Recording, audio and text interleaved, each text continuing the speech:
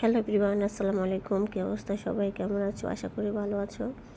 তো আজকের দিনটা আমার কাছে খুবই কষ্টের ছিল, আবার খুবই নার্ভাস ছিলাম আজকে আমি।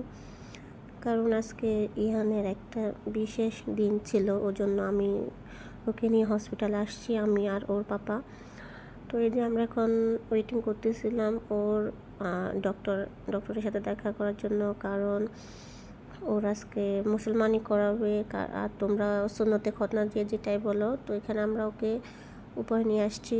এখানে ওকে ওটির জন্য রেডি করতেছিল, ওটিতে নিয়ে যাবে।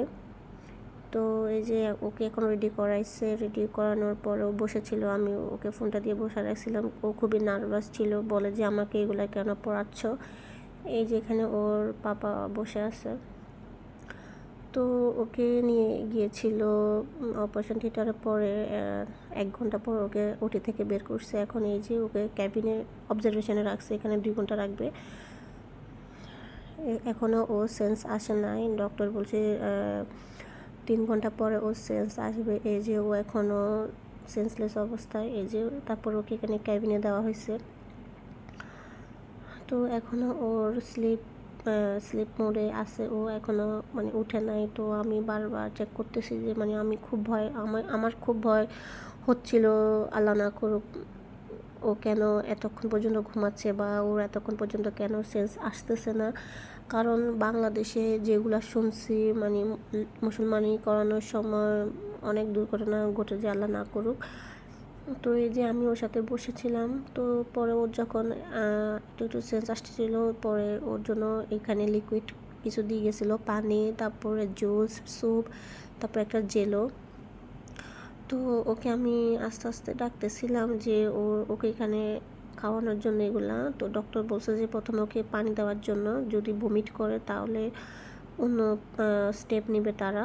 তো বমিট আলহামদুলিল্লাহ করে নাই।